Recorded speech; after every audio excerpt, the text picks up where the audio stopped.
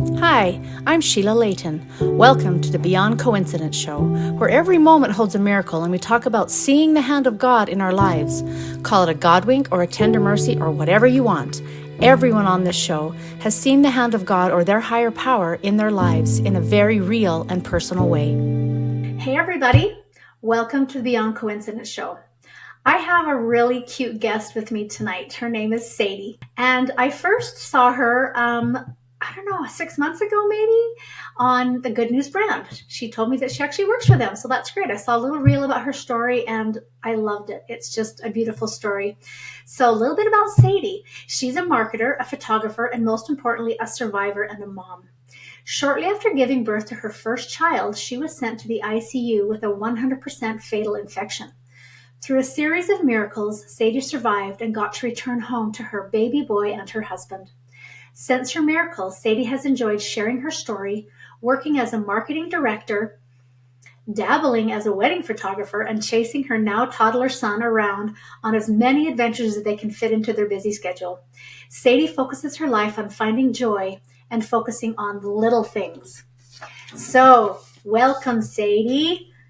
Thank you. I'm so happy to be here. So okay, tell me just a little bit about what a day in the life of Sadie looks like right now. Yeah, so I am the marketing director for the Good News brand currently.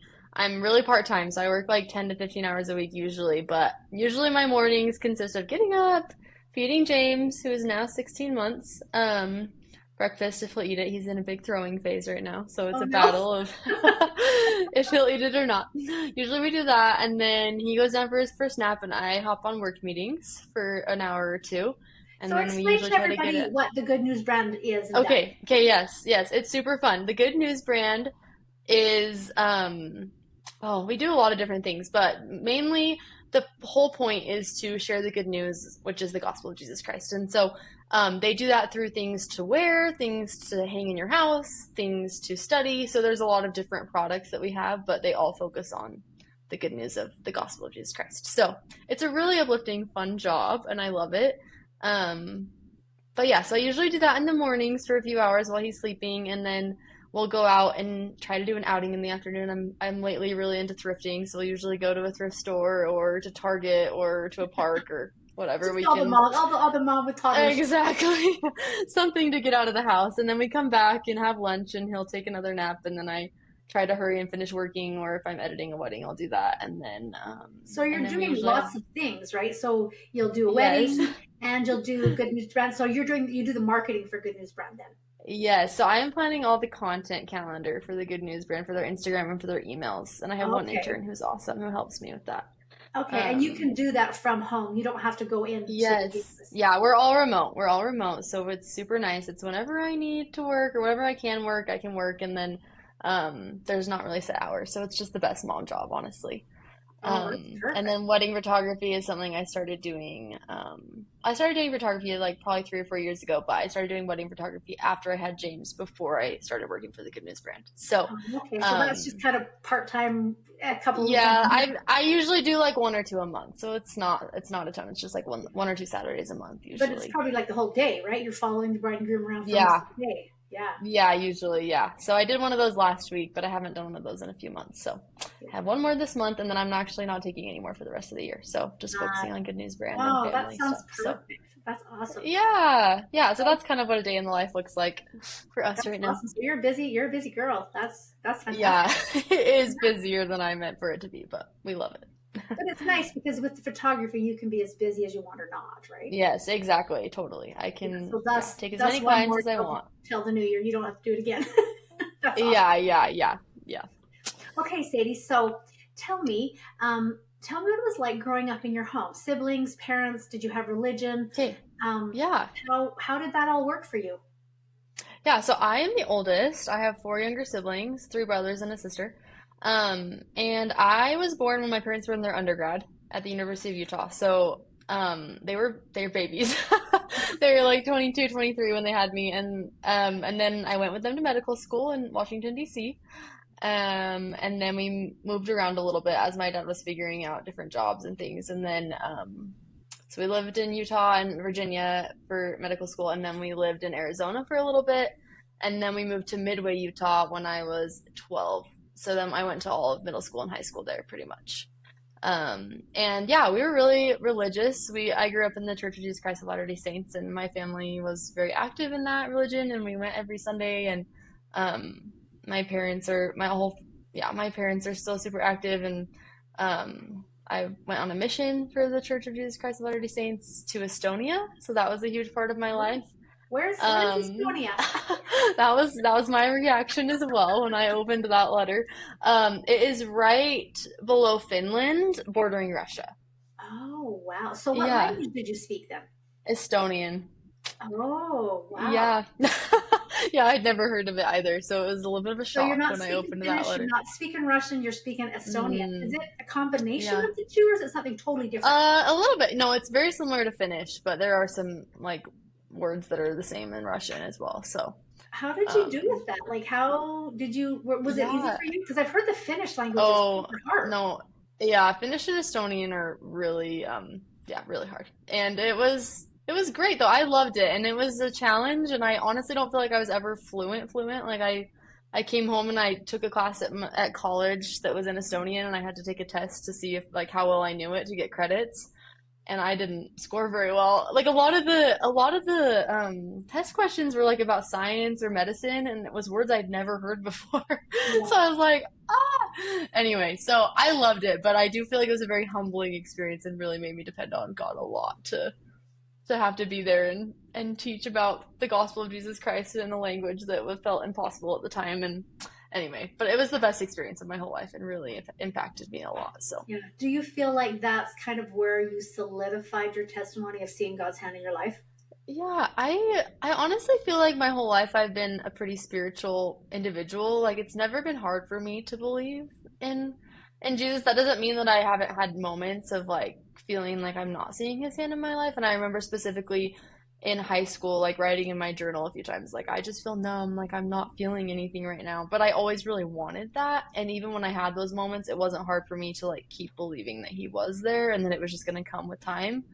And I feel like that's a really unique gift that I've been given is to just keep believing even when things aren't feeling like they're working out or yeah, and I don't take that for granted. I know that's super unique and so I feel super blessed that that's kind of been my reality, but I do feel like And that hey, faith, Sadie, I think you're right.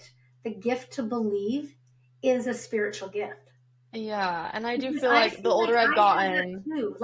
I didn't recognize it for yeah, I was way older than you before I realized. I was like, I would have friends, in their 50s that would be struggling. And I'm like, I don't have that. Like, I'm like, and then it literally kind of dawned on me. I was like, do I have the gift to believe? Like, it's just a fascinating thing because you just assume that yeah, everybody else is the same and they're not. yeah. It's No, interesting. yeah, for sure. Yeah, and I do feel like I've just realized that more as I've gotten older and I've had friends that have kind of gone different ways that I grew up with going to church with and things like that. And I do feel like that's something I've been given and my whole life I was kind of told like, "Oh, you're naive, you're a goody goody," things like that, but I do feel like I've really become really confident in that in the last since my mission, to be honest, and just totally taken that on and feel like so grateful for that. And so, but yeah, like my whole life, I felt like, especially after I got social media, which I was probably too young to get social media, but I think I got it when I was a freshman in high school. And I remember just like feeling really strongly like the urge to share my testimony on social media, and that was something I did pretty frequently in high school. Good for Um, you, because wow, that and takes courage. Did you get a lot of flack for that? no, no, everybody was always super positive about it. And so I do feel like that's kind of set the foundation for everything that happened in the last 2 years in my life to be able to share more of that. And so I do feel like that's something that, yeah, I've always had a desire to do and has just gotten stronger over the last couple of years. But yeah. Oh, good. Yeah, good for you. Because that takes a lot of courage to share your testimony, especially in high school. Mind you, you're living in Utah, so it's not like you're living. Yeah, yeah, totally. Although still, I mean, there's a lot of people in Utah that think that the members of our church are weird or whatever, and so you could have gotten flack. But so you just felt drawn to do that. Hey, you just felt like, Yeah, and I think there are certain parts in my patriarchal blessing that talk about sharing those things and so I do feel like once I got that as well, it was like, okay, no, this is part of who I am, um, I've always just wanted to I don't know, I think I feel closer to God when I'm sharing my experiences with him, and it helps me notice his hand more in my life. So yeah. Yeah, it's kind of that whole recognizing, right? Like, oh, Totally, yeah. I'm recognizing this. I recognize it. I share it. I share it. I recognize, like, it just kind Hmm. of perpetuates through Yeah, it that, builds right? upon each other. Yeah, Yeah, which totally. is awesome.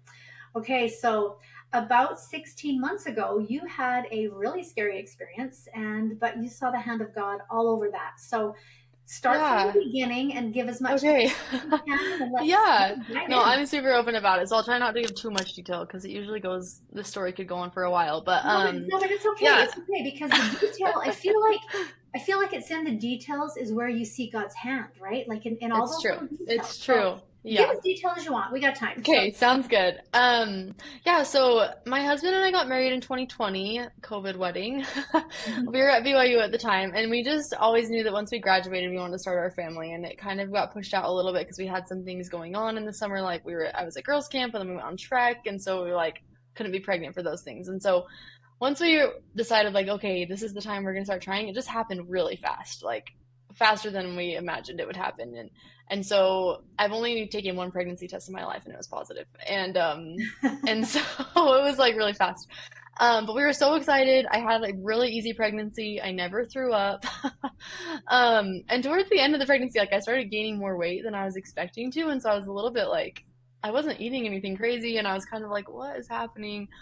But that was like the only thing that was like kind of weird about my pregnancy. It was like the rest of it was awesome. I actually kind of enjoyed being, I mean, I wouldn't say I was like so excited to be pregnant and like was like, oh, I can't wait to do this again. But I was like, oh, that wasn't that bad. Like it yeah, was way easier than I was expecting. Which is, I know that's a huge blessing too and very unique. So I don't take that for granted. But yeah. And then he came 2 weeks early, which I feel like is everyone's dream. It was like the funniest situation because yeah, my husband was skiing that morning, and I woke up a little bit late. I was supposed to go to work that day. I hadn't started maternity leave yet, and I used contractions as my excuse for why I wasn't going to be at work, even though I really wasn't having many contractions yet. But I texted my boss, and I was like, "Oh, I kind of woke up in the night. I think I might have had a contraction," which was true, but I wasn't like actively having them. And he was like, "Okay, like stay home, no worries." So I stayed home, and anyway, contractions progressed and throughout the day, and we went to the hospital that night at like 11 o'clock, and he was born at 6 o'clock the next morning, 2 weeks early, with no complications. Everything was great. I only pushed for an hour. It felt like the perfect delivery and pregnancy, and I remember thinking like, oh man, like that I could do this again. Like no big anyway, deal. it just was like yeah, like I mean, it was like obviously really hard and the most pain I've ever been in, but it wasn't as bad as I was expecting to be. Um, so that all happened. We got discharged from the hospital. We came home, and again, it was just like it was almost humorous. It was like it just everything felt like it was like a little bit too easy. Like we had people from our congregation bringing us meals, and we were like coordinating what time they should bring meals around what time we were going to leave our house to go see family. Like we were like up and doing things. Like we were like we could be making our own dinners. Like we kind of felt bad having people bring us food. So it's just funny in hindsight because it was like yeah, it was just like the calm before the storm. It kind of feels like okay, Yeah. everything was like smooth sailing. So it was 8 days later. Oh, I didn't realize it was Yeah, that much later. 8 days later. yeah. Oh wow, I was thinking. Yeah, so we got home. Yeah, but yeah, my baby was born Saturday morning early. We got home from the hospital Sunday night, and it was the following Sunday. I woke up having really bad cramping. Um, and so yeah, I woke up. I obviously it was my first baby, so I didn't really know like what to expect, but that seemed kind of out of the ordinary, and it was like pretty painful. And so I like look up on Google, which you should never look anything up on Google because you'll find This is like true. anything you're looking for, you know? And I'm like, is it normal to have cramping a week after having a baby? And it's like, oh, like it's totally normal. It's your uterus shrinking. So I was like, okay, it's nothing, you know? Right. And then throughout the day, it just started getting worse. And I remember we watched like a devotional that night, and I just like couldn't even focus. Like I was so in pain, I couldn't even walk at that point. And Oh my wow. dad was an ER doctor for 10 years, which is like a huge miracle in and of itself that he's like a huge part of this entire story. But so anyway, he's my go-to for medical questions. So I called him and I was just like, I don't know what's going on, but like this is like really painful. I can't even walk. Like I was hunched over, Oh wow. and to the point where it felt like contractions. Like it felt like I was having contractions again. And Anyway, he was like, well, you should probably call your doctor. Like, I'm not an OBGYN. Like, I don't want to give you an answer, you know? So I called the doctor on call and anyway, she was like, do you have a fever? And I went and checked my temperature and I was fevering, like barely fevering. And I didn't feel like I was fevering because I was like on Tylenol and ibuprofen for like all of the postpartum pains and aches and whatnot. So anyway, when we realized I was fevering, she sent me to the ER and we got there and my dad met us there, and pretty quickly we thought that it was endometritis, which it was, but typical endometritis is like an infection of your uterus postpartum. And so there's a lot of things going on when you have a baby, like some bacteria could have gotten in there and caused an infection, which happens fairly common. It's like 10% of women have that complication, but it's like 2 days of antibiotics in your home and everything's fine. So that's what they thought was going on. When I got to the ER, my white blood cell count was at 28,000, which your normal is 10,000. Oh, And your wow. white blood cell count is like the indicator of an infection in your body. Right. So it's all the white blood cells fighting an infection. So they knew that I had an infection. They thought it was endometritis. They admitted me to like the recovery floor because they're like, oh, she's just gonna be on antibiotics for 2 days and then she'll go home. So they're just rounding on me like once a day, like anyway, like a Yeah, no normal big deal. patient, They're as if thinking you, she'll be home. Yeah. yeah, totally. Anyway, so then pretty soon after that, like my dad is he's there at the hospital with me the whole time, like watching my every vital number, you know? And he's like, this is not getting better. Like her white blood cell count, my white blood cell count climbed to 50,000, 60,000. Like it was getting While on higher and higher antibiotics, right? while I was on antibiotics. Yeah. Ugh. And so, yeah, so they ended up doing a surgery. Yeah, I like mix up the days because a lot of this I can't remember the exact timeline of, but they ended up doing a surgery 2 days in, 2 or 3 days in, um, called a DNC, which is a dilation and curettage. Well, they'll go in and clean out your uterus and like just make sure there's no placenta that got retained and just make sure there's nothing in there causing the infection and just clean it out. So they did that. That's like a common endometritis thing too, but they also did a laparoscopic diagnostic, which is where they're like going in with like a microscope looking at other Like a little things camera, that are right? like a little camera, yeah, not a microscope but a camera looking at other things that are going on, which indicates that they knew something else was going on because that's not typical for a endometritis diagnosis. So they did that and they found that my abdomen was like completely full of fluid, and so they put in at that point like a JP drain, which lets the fluid like, come out of your body consistently. um and so they did that, and at some point, I got transferred to the ICU because my oxygen was starting to drop. My heart rate was skyrocketing. Like nothing was making sense for endometritis diagnosis. And my dad actually is the one that like called the code for me to go to the ICU. He said to the nurse, like, "Don't you think that this qualifies her for the?" Also, can you hear that heater going on? Sorry, my heater just started going on. Okay, it's like so loud on my head. Hopefully you can't hear it.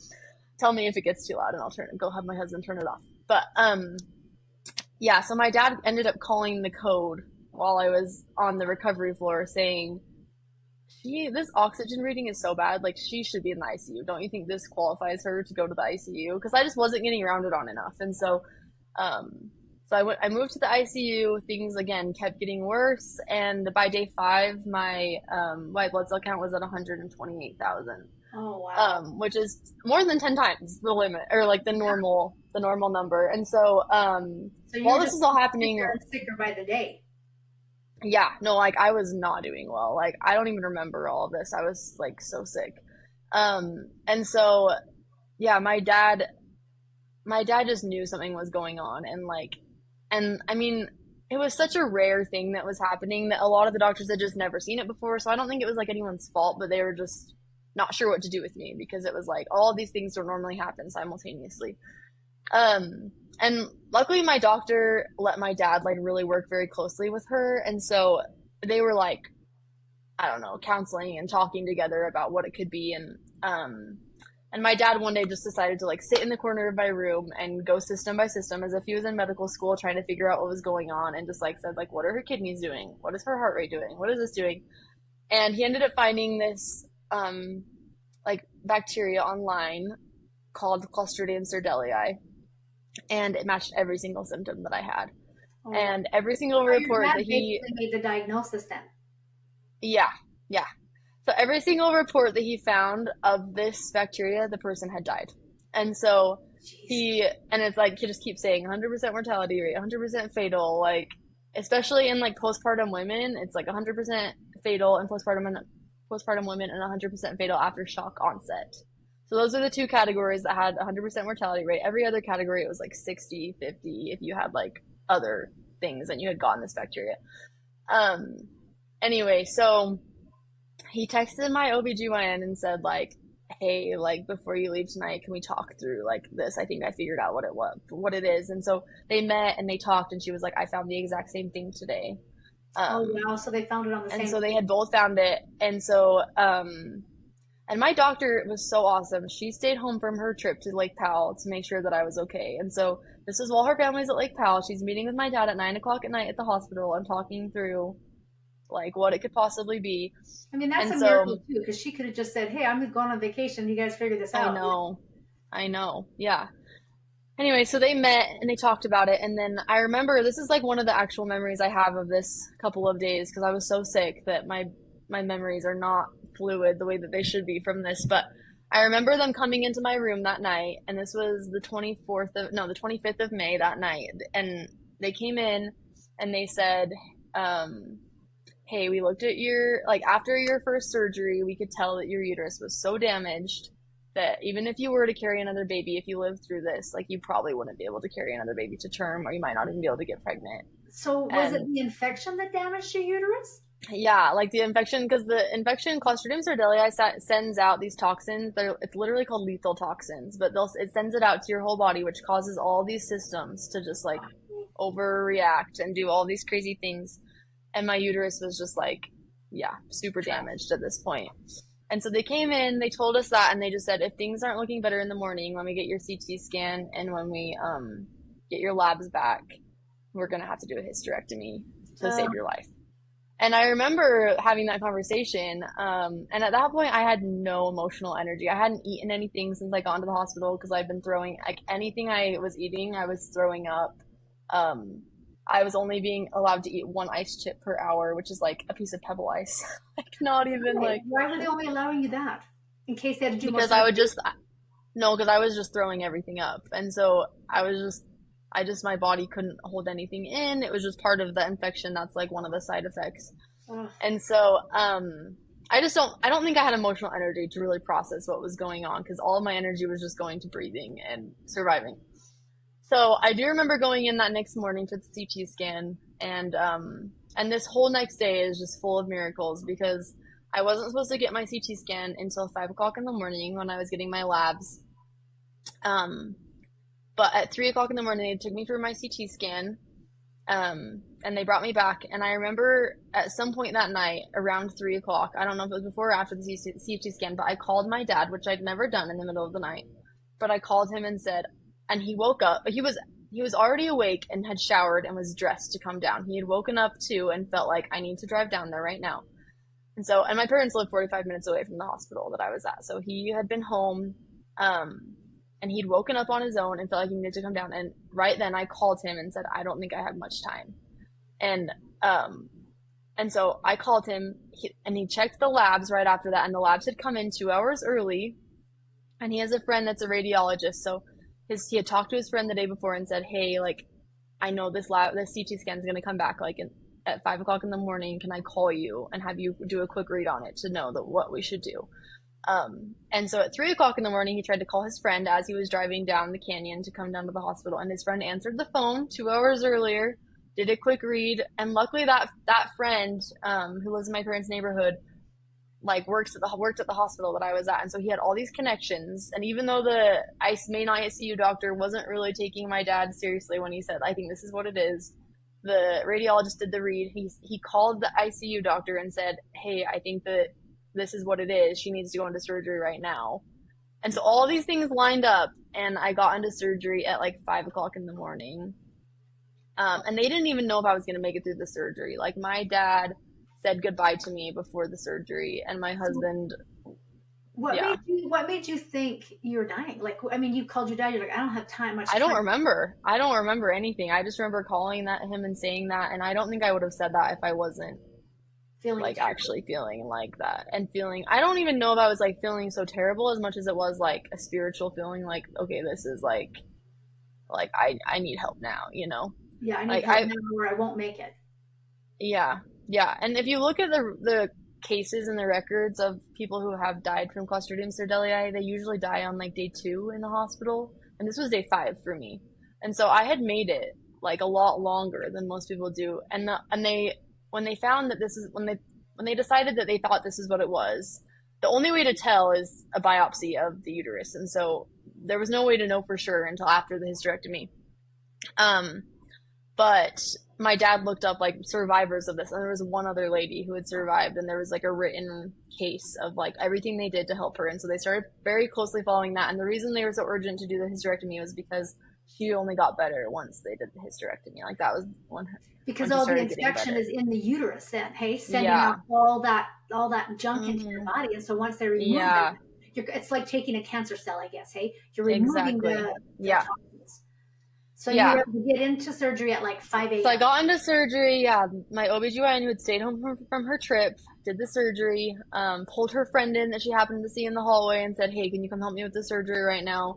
Oh, And so they did the surgery. I had 28 staples. It was like a really intense surgery because my abdomen, like my intestines were all swollen. And so they had to be super careful. And like if you read the surgery notes in like the app from the hospital, you can like go find your notes or whatever, and it says like several times like surprisingly, which is funny because most times doctors notes are so objective and just like very factual, but it says like surprisingly no blood was lost. They were really worried because my blood pressure was low and I was starting to go into shock at that time. And so I was postpartum, which is 100% mortality rate. I was going into shock, which is also like 100% mortality rate with this infection. And because my body was going in shock, my blood pressure was so low, my blood wasn't clotting, and so they were really worried that I was gonna bleed out too much and not be able to like heal. So they had everything ready to do blood transfusions during the surgery. They didn't end up having to do any of that. Like it just went as smooth as possible. And yeah, my dad like was sitting in the waiting room looking at pictures of me and like thought I wasn't gonna make it. And my poor husband is like, I refuse to believe that that's like, this is the end. He was so faithful throughout the whole thing and never once like let himself go there. And I think that that faith was like a huge part of all of the miracles too. But, so I survived through that. And then like 2 days later, everything was starting to look up, but I still had all this fluid surrounding my abdomen and my lungs, and I couldn't breathe very well because of all the pressure the fluid was putting on my lungs. So they had to do a procedure. Sorry, so many details here. But they had to do a procedure called a thoracentesis where they drain fluid from around your lungs. So they did one of those one day and it really helped so I could start breathing better, but they got a liter of fluid out. oh And wow. then yeah, and then they did the next one the next day, and as they were doing that, a rare complication happened again. But this doctor who was doing it has done thousands of these, and this has only happened twice. So it was like the chances of that happening were so low. But they took a little bit too much fluid off, and so your body, from what I understand, it like overcorrects and tries to shift that fluid, and it starts filling your lung. My lungs started filling up with fluid, so it was like I was drowning from like the inside out. And so um I'm like trying to breathe, and I don't remember this part, but like from the stories I've heard from the pictures, like everything combined, I was trying to breathe on my own, but and the doctors kept saying like she's just so anxious, she's just nervous, because it was like a 3 hour process of like draining it, and then I started filling up and filling So up. they initially didn't Um, realize what they had done then. I don't know all the details, so I don't want to like speak falsely, but from what I understand, yeah, like my dad said that like they kept saying you were just really anxious, but like no, like your lungs were like you were drowning, you know, and Oh so wow. eventually they put a BiPAP machine on me. And at this point I was pretty delirious. Like there's something called ICU delirium when you've been in the ICU for more than, you know, so many days. And at this point I'd been in the ICU for like at least a week. And so I was starting to not really know all the details of like what was going on. Like I wasn't really responding super well. Um, anyway, so I was like a little bit out of it. And so when they're putting this mask on me, I'm like trying to pull it off because I like can't breathe, and I think that's the reason. So eventually they ended up having to intubate me. And even when they intubated me, my oxygen was like at 40. It dropped to like, I don't know if it dropped to 30, but it was definitely at 40 for a while. So they ended up flipping me on my stomach, which is something they did a lot during COVID. It's called prone position, but the goal is to shift the fluid around in your body enough that you can start to breathe a little bit. And they sent everybody out of the room when they started to intubate me. And my husband talks about it and says, like, I was just sitting in the waiting room, like, praying, like, how could we have gotten through the hysterectomy and, like, all of this, and she survived to just, like, have her die now, you know? Like, Right. and they really didn't think I was going to make it through that either. And my parents, I think that was the first time that my mom, like, and my dad were just like, she's not going to make it, because my dad at this point had been fighting so hard, and there was like nothing he could do at that point. I had to be the one to breathe, and there was no more surgeries, there was no more anything. It just was all up to me and God to be able to do it. And Were they able to give you a blessing at any point? yeah, I had multiple blessings throughout this whole thing. And so they give me a blessing right before the hysterectomy. I had a blessing right before I went to the hospital. I probably had at least 20 blessings through this whole experience. That's a lot of And power. and in that first blessing, before we even knew what was going on, but when I went to before we went to the hospital the first night, my husband said, like, you'll have a full recovery. Um, and so, like, he was holding on to that, like, we were all holding on to that. And I had been promised multiple times, like, you will have a faster recovery than anybody expects. And so, In those blessings that had been said, I guess for people who don't know in our faith, the men of our church have what we call the priesthood, which is the power of God on earth. And when people are sick or need comfort, they will lay our hands on our head and basically call down the powers of heaven and bestow a blessing upon you. So you yeah, had many of those. yeah. And in a number of those, recovery was said, so you were holding on to that promise from God, basically. Yeah, Right? totally. Yeah, no, totally. And I totally believe that It's blessings scary are though like, when you're about thinking you're dying. yeah, and I honestly, I'm so grateful I don't remember that part. Like, I do have one memory, and I don't know if it's a memory or a dream that I had while I was there, but I do remember having a moment where I was really anxious and couldn't breathe in the middle of the night, and like somebody had put a picture of my family from when we first had James. So like me, Ben, and James in the hospital bed when we first had him. They had put that next to me on my bed, so it was like right next to my head. And I remember being so anxious and not being able to breathe and looking at that picture and deciding I was going to breathe through it and just like thinking about that. And then I remember saying a prayer and having this moment where I realized that like Jesus had a moment just like that in the Garden of Gethsemane where he was struggling to breathe, and he like focused on the joy that was set before him. And for me, that was my family and my new baby. And I remember focusing on that and just like really channeling the power of the atonement and deciding to breathe. And I don't know if that was a dream or if that was like something that actually happened, but I love to look back on that as like a moment that, like, regardless of if that was a real memory, that's what happened. Is Right. that it was me and Jesus breathing through that together. And my husband was in the waiting room, and nobody had come in to give them any updates. So the last he'd seen, my oxygen was like 40, and it wasn't getting better while I was intubated. Like, I was doing better on my own breathing because I was so determined to breathe than when they put the oxygen, like when the machine was breathing for me. And so finally, Ben, my husband, went back into the room, and my oxygen was 88, which is like still low but safe. Yeah. And he says he just like looked up at heaven and started crying and like and and just praying and being so grateful. And when I first got intubated, throughout this whole experience, my husband had been putting on his Instagram story like updates and asking for prayers. And when I needed to get intubated, he put out like a thing on his story that said like, Sadie's not doing well, pray for her right now. And I've had hundreds of people tell me that they had notifications turned on for his stories. And so we've heard so many stories of like, this was Labor Day, so people getting down at their Labor Day barbecue, not Labor Day, Memorial Day, sorry. In May. And people getting down at their, May, getting down on their knees at Memorial Day barbecues with their entire family and saying a prayer out loud, praying for me, or like kneeling down with their kids in the middle of their kitchen and praying for me. And I've heard so many stories like that. It's And very I really humbling, believe right? in the power of prayer. Yeah, totally. Like Yeah. that's humbling to know that hundreds of people were praying for you specifically. And like you say, the power of prayer is a Yeah. real thing. Yeah, and it's very humbling being on that side of it, and like it's very powerful and sustaining to feel like, and humbling. And I remember like after a few days of being intubated, I like started to be more aware of what was going on, And and I remember them telling me like people are praying for you, and it was almost like I was waking up for the first time in the hospital because I didn't remember. Like after I got sedated while I was being intubated, a lot of those memories from the earlier week had kind of vanished from my memory, and I'm still like regaining some of those memories as I like am prompted with pictures or videos or whatever. But I remember waking up and like realizing what was going on and how many people have been praying for me. And I had some one of my friends put together a video of like probably at least 50 people telling me like we're praying for you, like Oh, we're that's thinking so of you. nice. I know, and I remember just like crying watching that and just being like, "Oh my gosh, like this is incredible to be on this side of it." And I'd been on the other side before praying for people who were really having a hard time, and so it was just so unique to be on this side of it and be the receiver of all of that power and prayer. So you were in the ICU for how many days? 12, 12, but in total hospital stay, 20 days? 20 days, yeah. 20 days. So normally, if you're in the ICU that long, the recovery is a long time, but even your recovery was miraculous, right?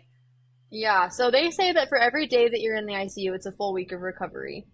So I was expecting and was told to expect 12 weeks, so like 3 months. I got out of the hospital June 10th. So I was like expecting September 10th. Like my husband planned a trip for October to like go back east while we were in the hospital. We were like sitting in the hospital, but I had just gotten extubated and he was like booking flights to go to like Washington D.C. and New York to see the fall leaves. I think he just needed something to look forward to, so he's like, "This is your dream trip. We're booking it right now. Like you need something to like be motivated for." But anyway, I was like nervous about that because I didn't even know if I'd be able to walk. Like I couldn't walk after the hospital. I had to have physical therapy every day for like a week on the recovery floor to relearn to walk. I hadn't had food in a week, so they had given me a feeding tube, so I was relearning to eat. So like the first time I ate, I could only take like 2 bites because my stomach hadn't had anything in it Right. in 14 days or whatever. And so, Wow. yeah, it was a lot of things to be. And then I had 28 staples, so I had this huge incision that didn't heal completely because my blood wasn't clotting. So I had to go to wound care for like 2 months to be able to fix that. So there was a lot, but like it was so crazy because 2 weeks after I got home, well, like a week after I got home, I went in for a follow up visit, and I still had some fluid around my lungs, and they were worried that they were gonna have to do another thoracentesis where they drain that, and I was super worried about that because that was when I had that huge complication with the Right. being intubated, and I remember asking for another blessing at that point and saying like, and just having. I don't know. This whole experience has given me like a totally different kind of faith where I just know that God can do anything. And so now when I'm like even starting to get a cold, I'm like, give me a blessing. Like I know if you give me a blessing, I'm not gonna get sick.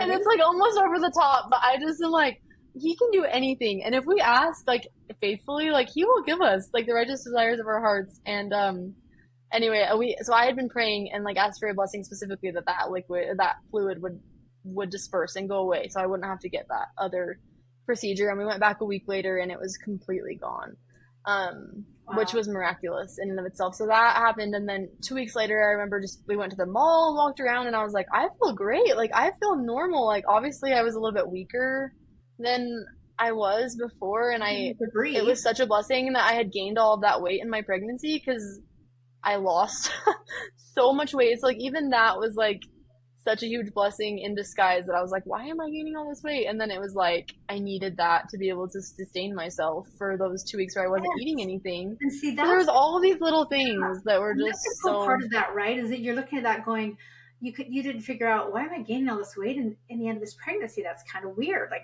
people don't generally gain a Mm-hmm. ton right at the end, but the Lord knew. He's like, Yeah, Sadie's gonna go through something really hard. So we're gonna yeah, make your body put on extra weight because I know this is coming. Right? That's where I yeah. came from. Is like the Lord knows what's coming. He doesn't make it happen. The Lord doesn't cause those No, things to yeah, happen, right? But He allows them because that is life. That's mortality. It's hard and people get sick and some people die.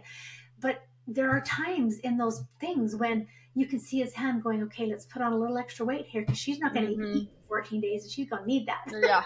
yeah, And yeah. No, for real. I love to see that where God is working in all those little details, right? Like, Yes. so 3 weeks And and you, there's so many more. I could go on and on and on, but yeah, yeah. 3 weeks later, I was feeling pretty good, and I remember running a mile like a month later and thinking like, oh my gosh, like I feel so like this is like the most alive I've ever felt. And then my goal this last year was to run a half marathon on the year mark of all of that. And so I ran a half marathon right past Utah Valley Hospital on the year mark of me walking for the first time, which was Oh, like one of the most empowering experiences ever. So that was so good awesome for too. And just, you. Now, yeah, one more thing too. I read on one of your Instagram stories that your mom is a yes, surrogate for you. Like yeah, yeah, that is wow, wow. So when you had the hysterectomy, they obviously left your ovaries, right? yeah, And so they were able to do some egg retrievals. And yeah, your mom's carrying a baby right now? yeah, yeah. So we're due in less than 10 weeks, Oh, which is like crazy. wow. Yeah, Wow. yeah. Because I'm like, good for your mom. Obviously, she's younger than me because I couldn't do that now. But good thing they had you again. Good thing they had you when they were young. I know, and good thing my dad was a doctor. Like, there's just so many things that are just like miracles, miracles, and So when is this miracles. baby So due? November 24th, so Do you know if Thanksgiving, it's which a boy is or like girl? it's a girl. Oh, it's a girl. Yeah, Sadie, yeah, that's so beautiful. yeah. Oh, I know, what a gift I and a miracle, know. right? What another miracle. Yes, yeah. Medicine is just miraculous in general, but we're so Oh, grateful. So I so yeah, appreciate you sharing all these miracles with me and with yeah. us. And so I just have one final question for you. Why do you think it's important to recognize the hand of God in our life? Yeah, well, this is obviously like a very extreme situation of like God's hand in your life, but since that experience, I feel like I was a pretty avid journaler like all through high school and then on my mission, and then since getting married, I've just been like the worst journaler ever. But in Me too. yeah, but like in the last few months, I've just like really focused on that, and I have like a 65-day streak on my app that I'm using. So I'm like hanging in there, but I do feel like I've started to see God's hand in the little things more, and I think I did that before, like when I was a missionary and in high school more, and but since this experience, I know more than ever before that He is so aware of me, and I feel like in the last year and a half, I've just gained such a testimony of his love for us and his reality, and just that he like gives us little glimpses of his love in like our own individual ways every day if we're looking for it. And so maybe that's not some miraculous medical miracle, but it could be like a sunrise or like I don't know. There was one the other day that I was thinking about that happened, but I don't know. My husband like ran a triathlon, did a triathlon this last weekend, and even like I wanted to make him a poster, and then I didn't have any time to go get one. We happened to be right by Target for 10 minutes, and I was like, oh my gosh, like I forgot I needed to do this, and this was like a perfect little tender mercy that we were like right by the Target, and he wasn't with me, so I could go run into the store and grab this, and little things like that. I feel like we usually are just like, oh, like that was awesome, like that worked out really well, but I feel like I've just started to realize in the last year that those things, why wouldn't they be like God's hand in our life? Right. And yeah, you could say they're just a It's not a coincidence, but nice coincidence, right? It's not. yeah, no, and I just feel like the more we like give him credit, the more he's gonna want to help us. And I think that's the same with like our earthly parents. Like if I am like telling my parents thank you and like, oh my gosh, like I didn't realize how much you were doing for me here, and like I didn't realize that you were like putting money in my bank account, or like I don't know, you went and got my car cleaned or put gas in my car or whatever. And sometimes we don't recognize those things, but when we start to see those, then it just like multiplies exponentially. And so I feel like more than anything, I just feel like the more you put effort into seeing those little things that make you happy every day and giving him credit, because even if he didn't like orchestrate that, he created the thing that made you happy, and he probably had you in mind when he did that. And so I've just started to try to see him in everything, and it's just made me so much happier as a person, and also just gives life so much more meaning because you're just more connected to heaven than you would be if you're not thinking of him and giving him credit for those things. And so yeah, I don't know if that hopefully that made sense. I feel like I've just been rambling a little bit through this whole thing, but That's awesome. Sadie, thank you so much for yes. time to come on and share your story with us today. I so much appreciate it. So good luck with the new baby. I'll follow Thank you you. on Instagram. Okay, I'd love that. Yeah. If you have an experience where you have seen the hand of God or your higher power in your life, I want to hear about it. Please send an email to Sheila at beyondcoincidence.ca. Have a great day.